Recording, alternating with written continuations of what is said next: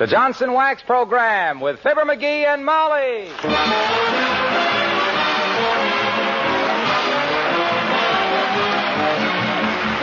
The makers of Johnson's Wax products for home and industry present Fibber McGee and Molly with Bill Thompson, Gail Gordon, Arthur Q. Bryan, Gene Carroll, Bea Benaderet, and me, Harlow Wilcox. The script is by Don Quinn and Phil Leslie. Music by the King's Men and Billy Mills Orchestra.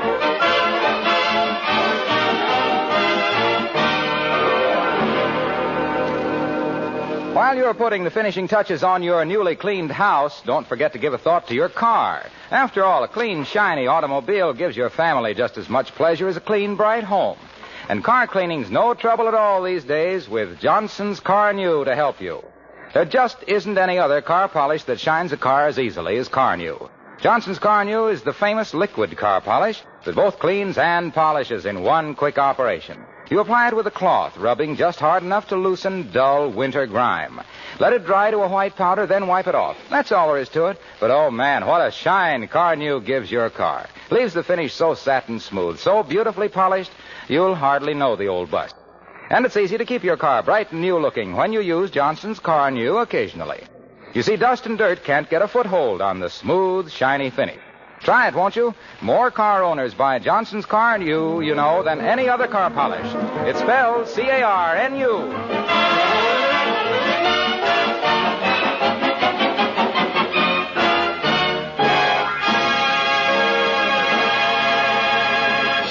Do you know what sales resistance is?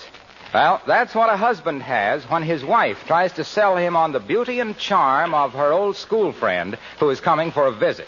In this case, the husband and wife are Fibber McGee and Molly.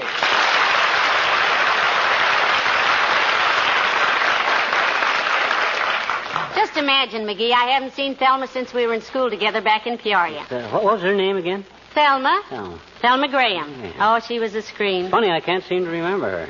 Well, she never hung around the smoke shop much. Oh. She didn't play pool either. Folks were strict, huh? Besides, that was before you came into my life, dearie. Oh, the dull years. Well, they would have been dull except for Thelma Graham. Yeah? I'll never forget the time Thelma's folks got a new clock. And they told her it would run 8 days without winding it. She said, how long will it run if you wind it? Yeah. That's what she said. Oh, she was just bubbling over all the time. She'd say things like, how do you get down off an elephant? And you say, I don't know. And then she'd say, you don't get down off an elephant, you get down off a duck. Yeah. Oh, dear. Everybody told her she ought to be in vaudeville. Yeah. Too many people like her did go into vaudeville. That's what happened to it. Well, I'd like to stick around and meet this happy character, kiddo, but I got to get down to the Elks Club. We got to paint the pool balls this spring, and I'm one of the few who knows what the color of the 8-ball is. Now, McGee, please, you stay here with me. You must meet Thelma. I know, but I promised the fellows that I'd help them. Besides, Thelma's never met my husband, you know. Oh? I want to show you off a little, sweetheart. Show her how well I married. Well, if you think it'll build you up socially. Anyway, I've asked a few friends to drop in for tea at 4 o'clock. Dr. Gamble and Mr. Wilcox and Mayor Latrivia and Mr. Wimple. Thelma will only be here between trains, so... My gosh, is that your friend already? I got to shave and put on a clean shirt and get down. No. Relax, dearie. She isn't due for an hour yet. Oh. Come in. You see, McGee, it's Mr. Wimple. Oh, hi, a wimp. Hello, folks.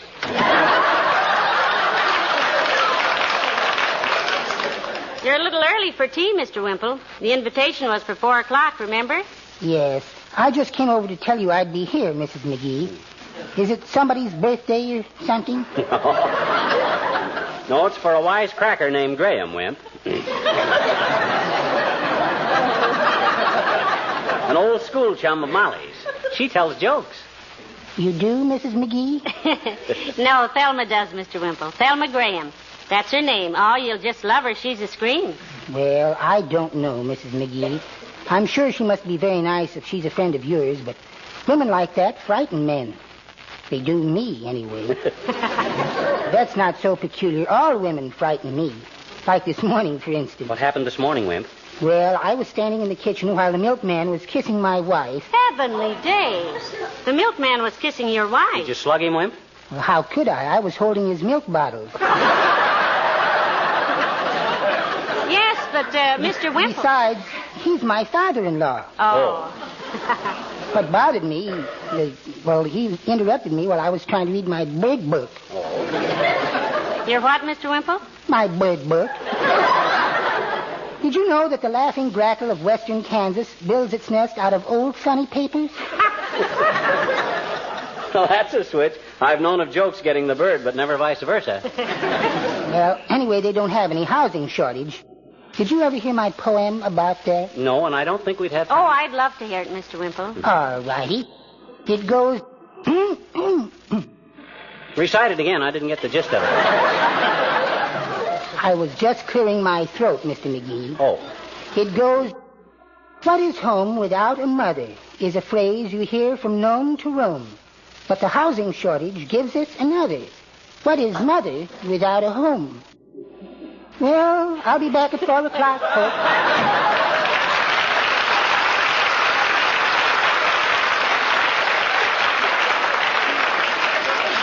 Well, I'd better go out in the kitchen and see how Lena's coming along with the tea things, McGee. Okay. And you better run up and shave so I can show Thelma what a handsome husband I am. Okay, Tootsie, right away. Ah, there goes a good kid.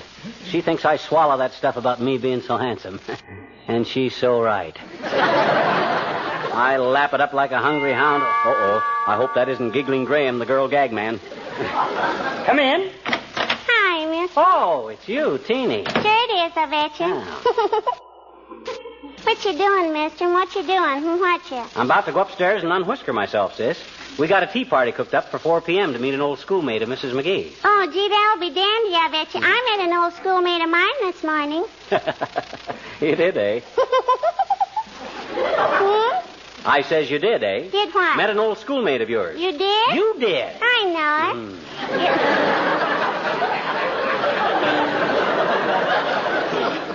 it. It was Willie Toops. He's one of the oldest schoolmates I got. He's 8.5 going on 10. He's aging fast, isn't he? You like Willie, sis? Oh, boy, I'll say. Is he ever good looking, though? Yeah. Hubba, hubba, hubba. He's kind of dumb, though, I bet you. What you mean kind of dumb, though, I bet you? Well, he says the reason it rains is because the birds are crying and the rain is birds' tears. Well, why do the birds cry? Because it's raining, he says. Oh. Well, that's a very poetic conception, sis, but we know better, don't we? Sure. Why does it rain, mister? Huh? That's very simple, sis. In the first place, the heat of the sun causes evaporation of the water in the streams and the lakes and the oceans. It rises into the air and forms clouds. The clouds go wherever rain is needed, and when they get there, the thunder says, "All right, kids, break it up." Then the lightning flashes to show it where to fall, and down it goes, to wet the fields and the crops and the trees, and so they can grow. Catch on to it? Gee, does it rain wherever it needs rain? Sure. How about the desert? My teacher, Miss Yegley, says it hardly ever, almost never rains in the desert. Well, you see, sis, the desert don't need rain. No. Nothing grows there but cactus and tourists, and neither of them use much water.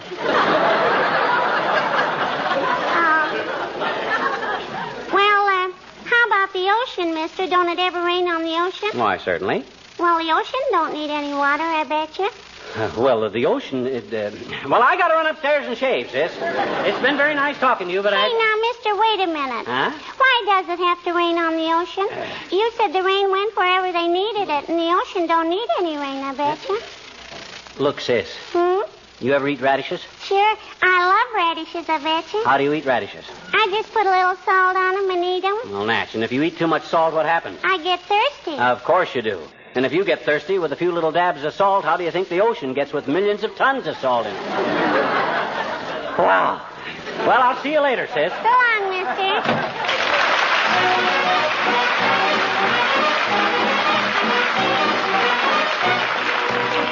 Billy Mills and the orchestra and Linda.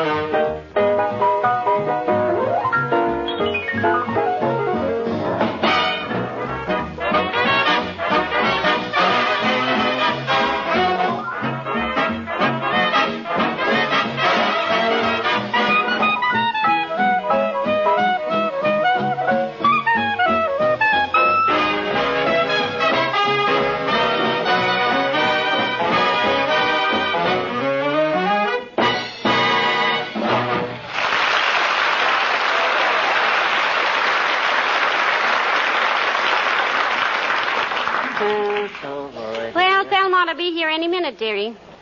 How do I look? Don't ask me, Snooky. I'm prejudiced. You always look wonderful to me. You look nice, too. Mm-hmm. That's the closest shave you've had since you got the wrong draft card in 1942. You just love Thelma McGee. Yeah? Us girls used to fall down and roll on the floor at her jokes. Well, if you see me rolling toward the back door, Tootsie, hold it open for me because I'll be on my way to the... Oh, I bet that's Thelma now. This is going to be such fun. Come in. Thelma! Molly, as the man said when the newsstand burned down, long see no time. Oh, fine. Ah, heavenly days. It's nice to see you again, Thelma. And you haven't changed a bit. Well, I've got a few gray hairs, Molly, but as the man says, just because there's a little snow on the roof doesn't mean the fire's out in the house.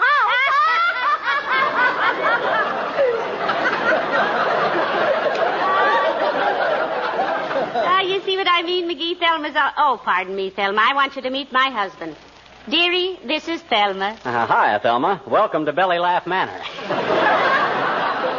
Glad you could come. Always like to have our wits about us at a tea party. You get it, girls? Have our wits about us? Thelma being such a wit, I thought Ain't funny, McGee. Ain't? My gosh, I've been working on that ever since you told me she was... Certainly I'm glad to know Molly's husband, Mr. McGee. You know what a husband is, don't you? That's a lover with the nerve removed.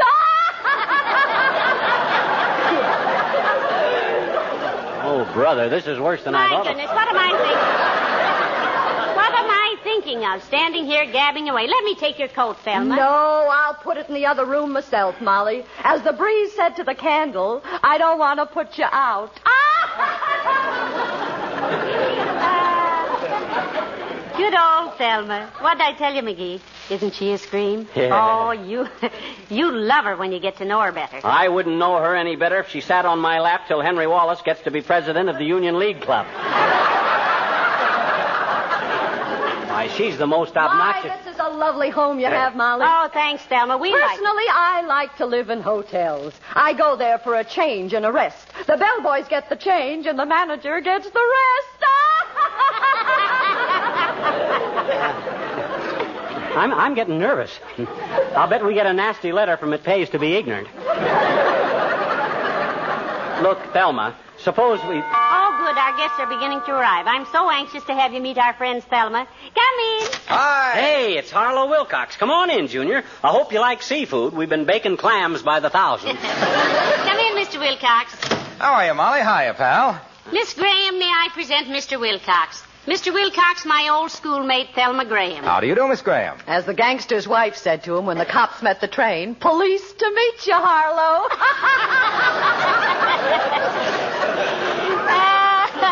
Did you ever hear anybody like her, Mr. Wilcox?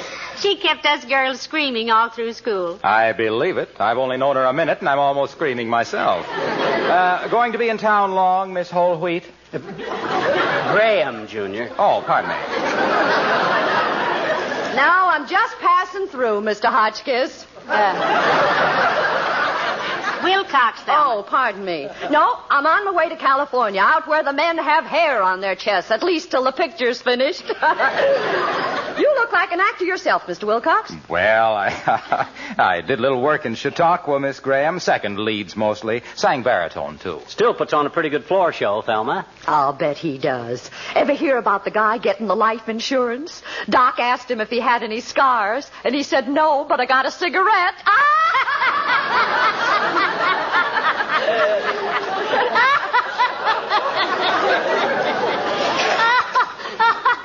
Thelma, please, I'm making all over. Me too, and more in some places than in others.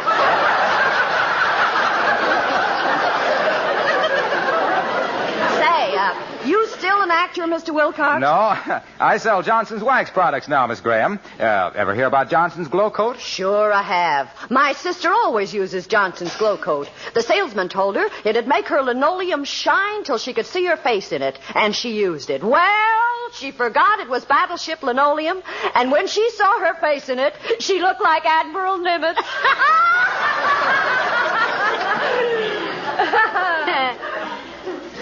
Grab it, Junior. That's the first hole there's been in this conversation for half an hour. Hey? Oh, Glow Coat's really a wonderful product, Miss Graham. Shines as it dries to a beautiful glossy finish. Oh, that reminds me of a gag about Yes, sir. No rubbing, no buffing with Glow Coat. You simply pour a little out, spread it around with a long-handled applier, let it dry for 20 minutes or less, and presto. There's also the one about the two girls. It puts a gleaming, protective shine on your linoleum that's a joy to any housewife's eye. Yeah, but Mr. Wilcox, hard wax finish that laughs at the Iceman's feet and makes the scrub bucket as obsolete as button shoes. Oh, now look, Harlow. Yes, Miss Graham. What's so obsolete about button shoes? My father's worn button shoes for 50 years. Likes them, does he, Thelma? No, he can't get them off. Isn't this jolly, Waxy? Aren't you glad you came? Well, Dr. Gamble and Mayor Latrivia and Mr. Wimple should be here any minute now. I'll see if Lena has tea ready. Lena! Oh, Lena! Everything is ready, honey. I didn't know if you wanted green tea or black tea, so I just used the orange peekaboo. I hope that's all right. Oh, that's fine, Lena. Just put everything on the coffee table and I'll serve. Yes, ma'am. Hello, Mr. Wilcox. How are you, Lena? Well, I got a little sinus trouble, Mr. Wilcox. That don't bother me much except when I hang by my knees. When you hang by your knees? Yes, you know, some of the labels on the preserves are pasted on upside down, so I hang by my knees from the hot air pipes to read them. I have to work fast, too, because the brains rush to my head. My goodness, Lena, you might have a bad fall doing that. Oh, it ain't the fall I mind so much as it is the winter, honey. That's when them pipes really get hot.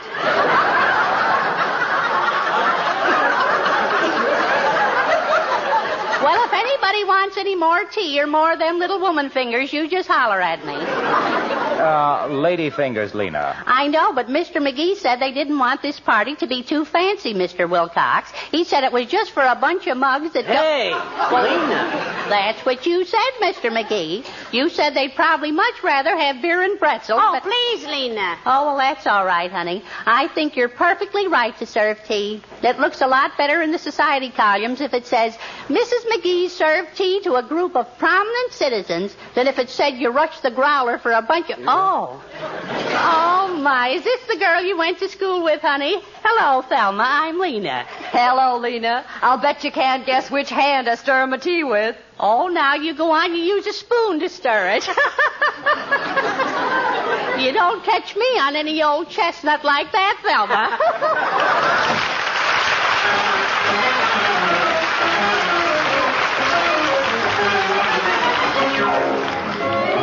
The King's Men, and I do like you.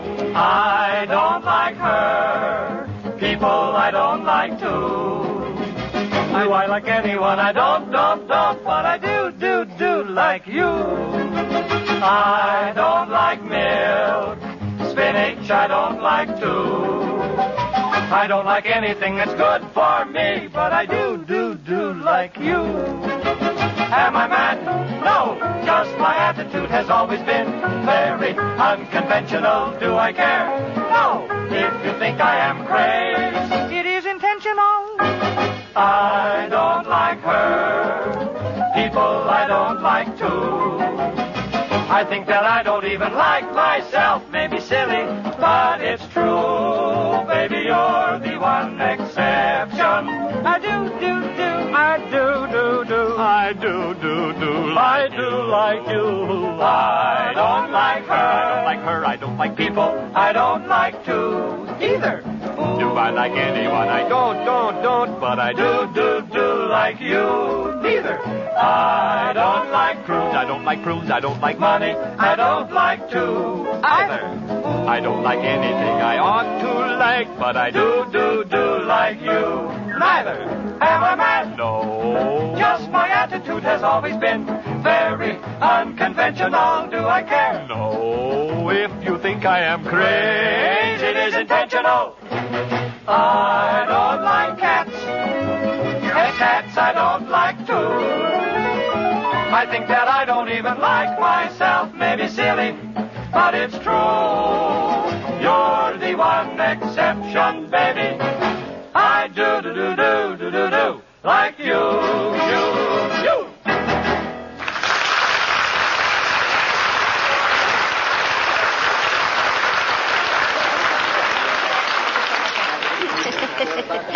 Well, More tea, Dr. Gamble? No, thank you. Little lemon, Mr. Mayor. I'm equipped. Cream, Mr. Wimple? This is fine. I'm okay, too. Well, so you're the mayor of this town, are you, old boy? Yes, Miss Graham, I am. I trust you're enjoying your visit to Wistful Vista? Well, I haven't seen much of it, but any city of over 500 people scares me. You know what they say? You can take the girl out of the country, but you can't take the country out of the girl. Oh, Thelma, how you do go on. Isn't she a scream, Mayor Latrivia? Yes. Isn't she? Are you traveling by train or plane, Miss Graham? And how soon? I'm going west by train and back by plane, Your Honor, which reminds me of the time I went to Europe on a boat. Traveled by rail all the way. May I have another cookie, Mrs. McGee? Certainly, Mr. Wimple. Here you are. Oh, say, Thelma, tell the boys what you said to the porter on the train. Listen to this voice. Yeah, tell us, Thelma. I can hardly wait to hear it. I'll bet it's a Lulu. Well, I left my shoes to be shined, and the porter brought back one brown one and one black one. When I told him about it, he said, well, imagine that. That's the second time that's happened today. Did that really happen to you, Miss Graham? Oh, now, Doctor, don't get personal. As long as you and I can keep people in stitches, who cares? Thelma. May I have another cookie, Mrs. McGee? Hey, better take it easy with those cookies, Wally. They're pretty rich. Say, you people know the best exercise to keep from getting fat? Push yourself away from the table 3 times a day. Don't you agree with that, Doctor? I beg your pardon, Miss Graham. I didn't hear what you said. I was looking at Mr. Wimple's bird book. It's a very interesting article about the Chicago pigeon. It sits on a stool under a bright light and sings to the cops all day. Say, that reminds me of the deck of cards in the desert calling to its young. Oasis, oasis, oasis. Oasis. Oh, murder. That's the funniest thing I ever heard, a deck of cards in the desert. How do you think these things up, Thelma? My gosh, all you need is a few back copies of the hardware dealer. Hey, Thelma?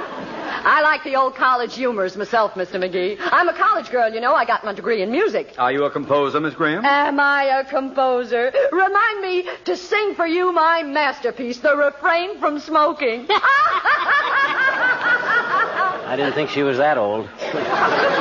Say, you look like a college man yourself, Mr. Mayor. I am. University of Texas. A 3-letter man. No kidding, Latrivia. A 3-letter man? Yes, I sat on a branding iron. I hope I'm not using any of your material, Miss Graham. No, I just used the one about the cowboy with enamel all over his pants. Well, I'll play straight man for you, Thel. How'd the cowboy get the enamel on his pants? Well, they told him to saddle his old paint, and he thought they said to paint his old saddle. I wonder what old Fred Nittany's doing. And then there was the one about the man that got gored by a longhorn in the Minneapolis Symphony Orchestra, but that was way back... Oh, say, there's my taxi cab. I gotta leave now to catch a train, folks. Oh, I'll get your hat, Thelma. I'll get your coat, Thelma. I'll hold the door open. I'll pay the Thelma. cab driver. I'll eat the rest of the cookies. I'll telephone the station. If you don't get on that train, it won't be my fault, Miss Graham. Ah, you're all just too sweet. Molly, it's been a wonderful reunion. If you ever come to California, come and visit with me. Oh, I'd love to, Thelma, but how will I get in touch with you? Are you kidding? Well, goodbye, everybody. I've just loved meeting you. Goodbye, Thelma. Goodbye. Wow, what a character. You guys ever hear so many corny jokes in your life? I've heard those jokes plenty of times. I've told them plenty of times. I could make some interesting rearrangements of that girl's thyroid. Did you say you hadn't seen her since your school days, Molly? You lucky girl. Oh, I don't care. I think Thelma's lots of fun. But say, what did she mean? Was I kidding when I asked how to get in touch with her? Search me. I don't know. I do. You do, Mr. Wimple? I knew who she was the minute I heard her voice, but I thought she was sensitive about it. What do you mean? Who is she? She's Bubbles Joy, the big radio star. Bubbles Bubbles, Oh, no. I listen to her every And week. she makes $8,000 a week. Are there any more cookies, Mrs. McGee?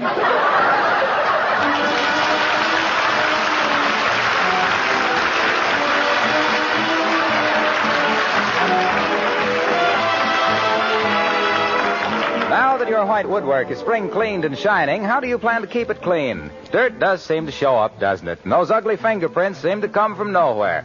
Well, I'll tell you what I suggest. Johnson's Cream Wax, the newest Johnson's wax polish that was specially made for your light woodwork and furniture. With Cream Wax, you need never use harsh cleansers or even soap and water to clean your woodwork. You just apply Cream Wax, and dirt and fingerprints vanish. And that's not all. In addition to unusually effective cleaning ingredients, this creamy white liquid contains genuine wax. Polish it lightly, and it leaves a hard, smooth, dry finish that is not sticky. Johnson's Cream Wax fills a real need, not only to clean and wax polish your woodwork and furniture, but also to give your white kitchen equipment a beautiful, bright sparkle. Try it, will you? You'll like the protective Cream Wax gives against future soiling. How easy it makes dusting. Johnson's Cream Wax. It's wonderful.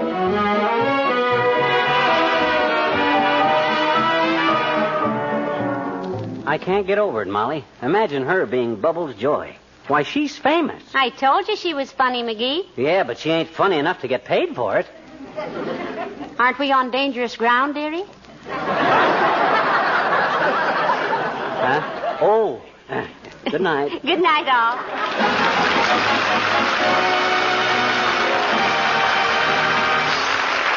This is Harlow Wilcox speaking for the makers of Johnson's Wax Finishes for Home and Industry, inviting you to be with us again next Tuesday night. Good night.